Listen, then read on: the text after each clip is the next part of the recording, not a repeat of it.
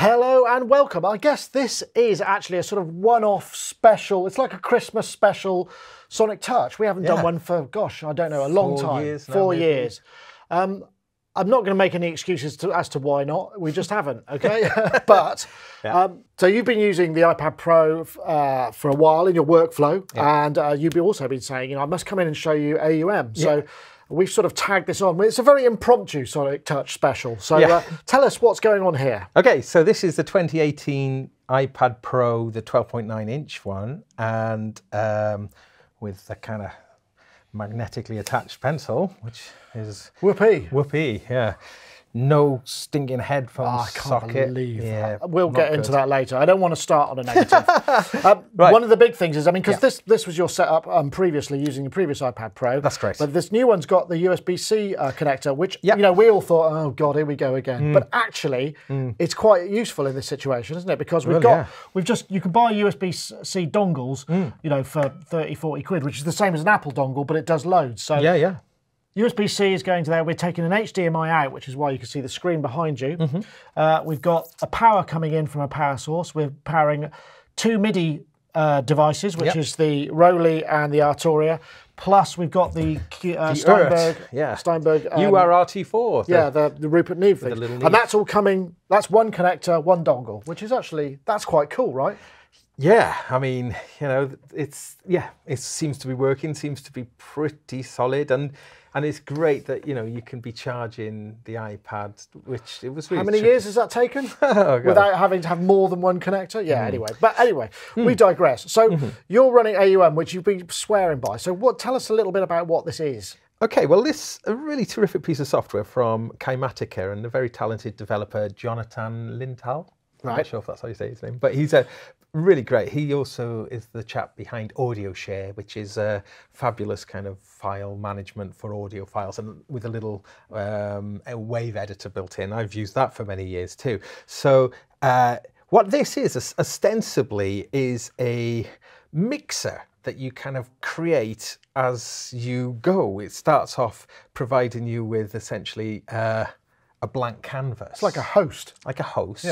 Yeah, so it can host, so we can have like audio channels coming in from the audio interface, but also we can have inter-app audio, or what we're really going to look at today, and what gives AUM or AUM its name is its audio unit mixer, is the audio unit format, audio AUv3. Right, which is a new thing that maybe people, when they buy plugins, they might not realise what that means. It's just like, oh, that means it's better on my Mac. But actually, it means you can also run it on your iPad or iOS after a certain iteration. They have to be, AUv3. And they, well, we'll see now. But they come in either, obviously, instrument or effects, and also MIDI effects in that as well. Okay. And this mixer, or this platform, whatever you want to call it, host, is a very good way of aggregating lots of different incoming channels. So we'll just create an empty, like a blank track, and this track can be whatever you want it to be. For instance, if I come to the top here, we could go hardware input, and here there's six. They're the inputs from the Steinberg. And either in stereo pairs or as individual mono inputs, or we could go an audio unit extension, we'll come back to that. Inter-app audio, which is a slightly older format, which allows you to run the software. So you pipe the audio. You pipe the audio, it runs separately. Channel, But the difference with the audio unit extension is it runs kind of inside of the host software rather than outside of the outside of the host software. Audio bus, it also supports. File player, which is quite nifty, which means you can just essentially put any audio file in, or you can turn one into a mix bus. And we'll look at that in a moment, why you might want to do those things. But now we'll just bring in an instrument, and I'll just bring in, let's have a look, Mersenne. I like this. Okay, so now I can choose where the MIDI source from. So we could say, key step. There you go, so now I'm playing that. Yeah. And then, as this is coming in, there's a bunch of effects on that sound anyway, but here I can go audio unit extension, and I can now insert, and we can see, like in my list here, see Audio Damage have managed to make virtually all of their plugins available in this format, which is great because these are yeah, they're good stuff, aren't they? They're really good, yeah. And also Klevgrand as well have also everything that they bring out comes out in the AUv3 format. Numerical have got some nice ones too, and so these are the compatible plugins, and you just we can put those in line as well. Yeah, yeah. So let's bring in the new reamp from Klevgrand, and then this is like a sort of distortion, multi-band distortion. I really like it actually.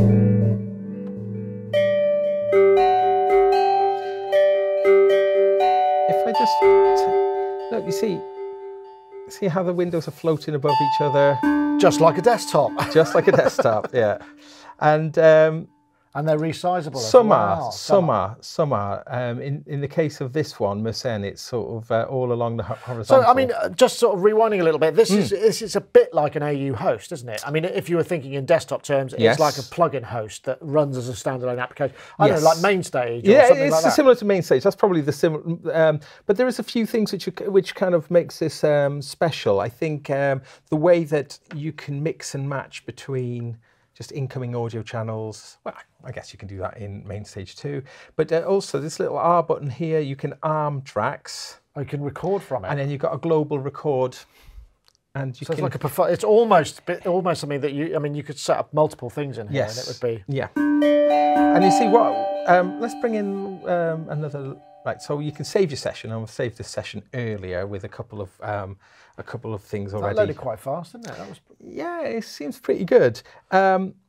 Now, both of these are routed to our output, but what we could do as an example is we could turn this into mix bus receive. So this is now bus A, and then we could send these out to bus A. Can we drop effects on the buses as well? Yeah. So you basically build your own digital mixer. That's exactly it. Right. And you're able, like, let's put a Dub Station 2 on there. But what's cool is you just keep on going. You just you can just keep on adding things. Right. And could you then so then you can record the bus only rather than the individual channels as well? Yeah. And see, I can just flip the order, change the order, keep adding. So this was this is. I got a little sequence here. And then I have this beautiful. Yeah, this is. Yeah.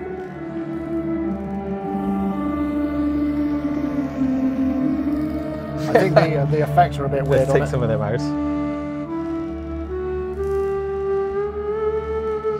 Just needs to get that incense lit, I think. I feel like Ravi Shankar or somebody. So this is playing, so I've turned that off. So the way you've got it routed is the Rolly is playing the flute with all the 5D and the MPE. Yeah. And this is playing Tardigrade, which is like a granular synthesizer. Have a look at the interface there. Nice. And Tardigrade is one of these that scales the. Let's just take the. I'll take the attack down. And see how the graphics of Tardigrade sort of changes depending on. It's quite advanced. So this is it's complete. That DSP looks pretty hot. I mean, when you got what, 3 things going on here? I think this is to do with a bug that's a known bug. There seems to be something coming that's going to fix that, I hope. Right, yeah, because I mean, were you saying that this is something that's appeared on the newer iPad Pros rather than the older ones? I think so, yeah. Because these are really juicy, aren't they? They are super juicy, yeah.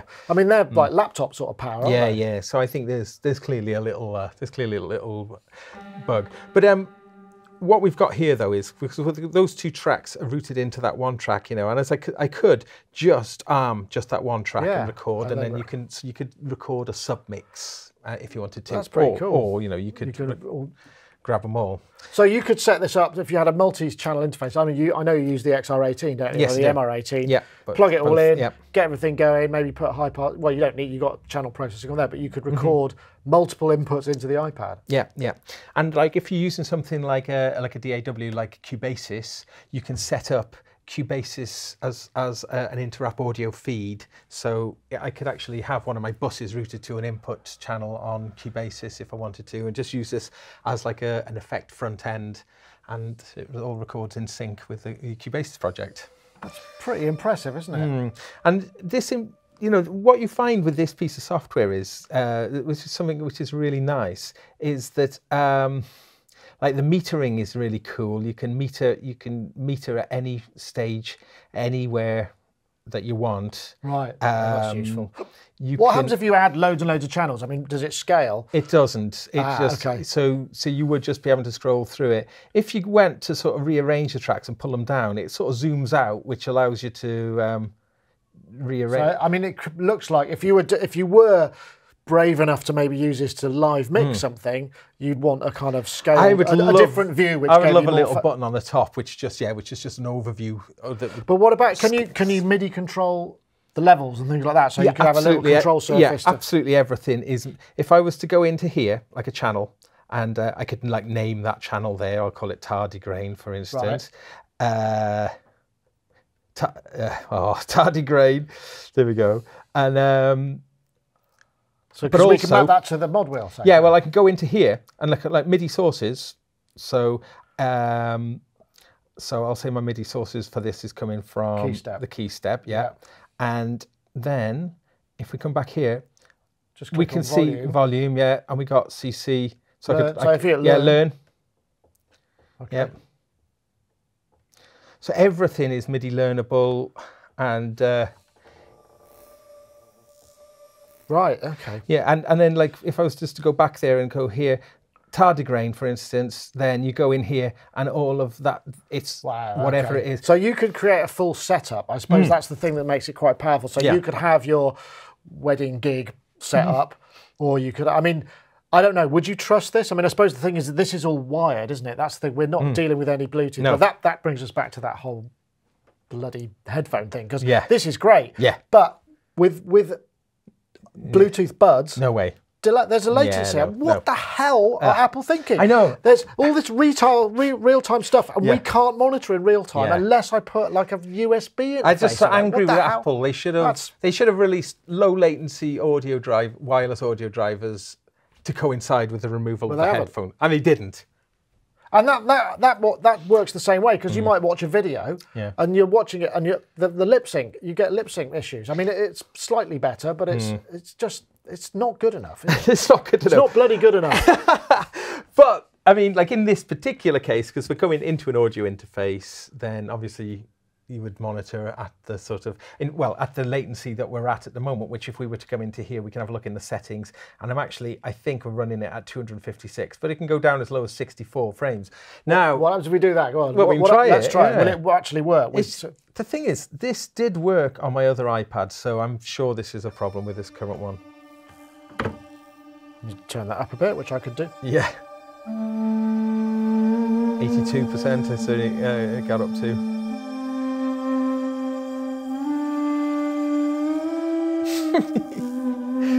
I must admit, I love the little tiny kind of Seaboard block vibe for just the expressive stuff. Anyway, I don't use it very often, and this is the first time I've used it for ages, and it works really nicely. So, bunch of cool things then with this. I say it supports audio unit. It also, if we look in the audio units, not only are these instruments, it actually there's like MIDI audio effects as well. So for instance, we could have, we could like pull in an LFO as an example, and then let's see, this LFO will, as soon as we're kind of running, start the track running, we've got an LFO running now. And then if you could map that to pan or something, could you? On another channel. Yeah. So we could come to say that tardigrade, and we could go into here, and we could say MIDI source will now pick that LFO that's running here. Ooh. And then we can now route that LFO to any of the to the pan. Let's go to the pan. Come on. Pan. Where is it? For pan, what I'd have to do is actually you actually create a pan. So. Okay.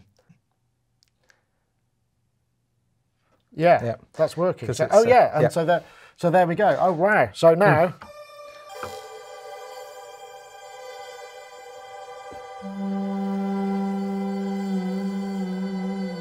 so that LFO, you can see the behaviour on that pan. It's quite random. Well, I think no. Actually, if we look at what the LFO is doing, LFOs. Ah, they're out of sync. You've got 3 LFOs all doing slightly different things. Yeah. A little processor pop then. Oh. Yeah. So now we're, which is crazy. I mean, that is, so that needs to be fixed ASAP. Oh, for sure. But the potential is astonishing. Yeah, yeah. I mean, I've been using this now for a few years and it is really cool. It's super cool. I particularly like it for when I want to have a little kind of jam session and I want to, record.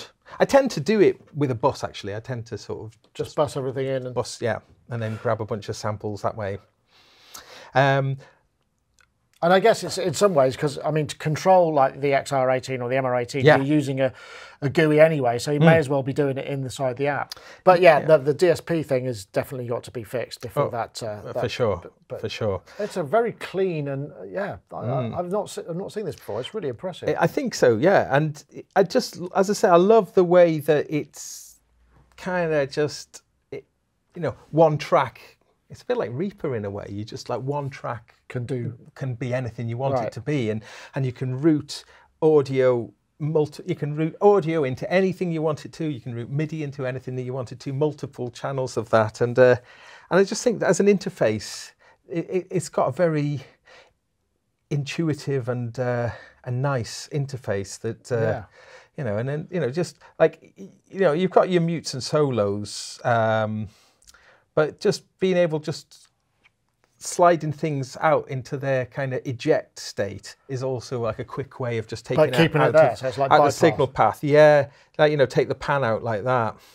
Oh, right, that's neat. And it is neat, isn't it? It's definitely cool thing. A few other things worth mentioning here. If we open up this side panel here, we get into the clock option. Oh, Ableton Link. Ableton Link, yeah, and. It can now send Midi Clock. It couldn't originally. I think that was because Midi Clock is not as stable as using like the Interapp audio or the AUv3. It's not sample lock necessarily. That's right, but the sync quantum is quite interesting though, because what it means is if you press record, and the clock is running, it'll wait until you're at a bar boundary. So if you wanted to kind of create nicely sort of truncated stems that will be kind of on a timeline. Does it record MIDI as well? Because if you're MIDI in, or does it only record the audio? No, it's just audio. This one is. Right, that's interesting. Yeah, but there are ways around that you could interrupt it. You can interrupt it into something else. But I mean. I think it sort of reminds me like you get an RME control panel or a Motu control panel. It's sort of like that, only on steroids. It's a very creative environment. This plugin suite from Bram Brothers of MIDI.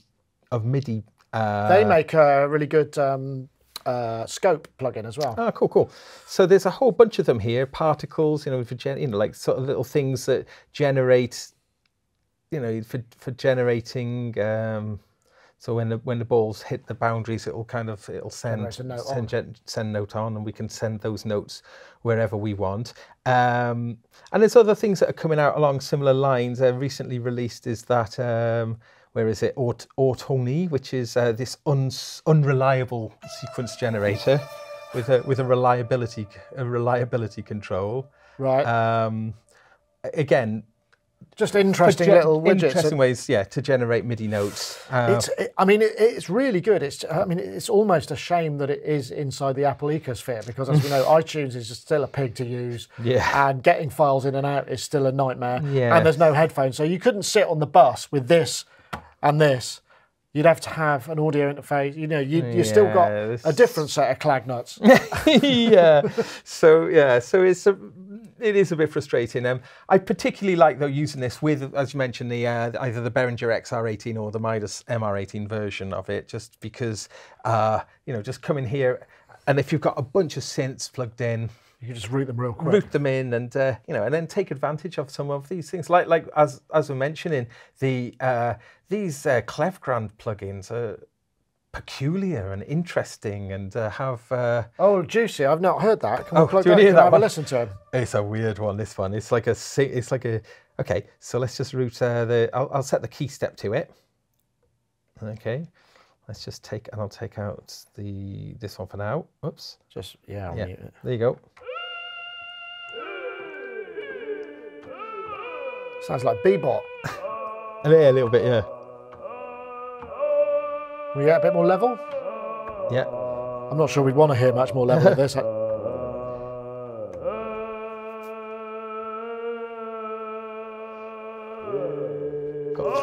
throat control here. I've always wanted throat control. Okay, so yeah. but the point is, this was also running in a desktop, so it's it's like a okay. Yeah. So Klevgrand, like Audio Damage, you know, seem to be now taking this model of what they release as a desktop plugin. So we're almost at the stage version. now. I mean, I guess it's not that much different to turning up with a laptop and a controller, but there's something somehow nifty that it's actually an iPad. I mean, but yeah, really, but yeah. You know, I suppose this doesn't exist in desktop format, does it? I mean, if it did, then that would make a lot of sense. Yeah, yeah. I mean, that's the thing. I think it is an absolute piece of design classic, really, and really could. I don't, you know, as I say, apart from like main stage and maybe a few other sort of hosty things, but still haven't just quite... very neat. I suppose because it's touch based and we're not touch on those devices yet. So it's just, I love the elegance, very clean, and then you just literally create what you need. Well, you know, if you deal with main stage, you have to go through a lot of kind of visual noise just to do a very simple thing, whereas this takes you from that completely kind of clear and crisp kind of starting point. But yeah. Wow, cool, Gaz. Thank you so much for showing us. And again, this is a sort of one-off kind of, may never happen again, but I'm glad you showed us this. Yeah. Right, well, I think that's it for this time. Thank you very much, Gaz. My pleasure. See you again. Yeah. Sometime.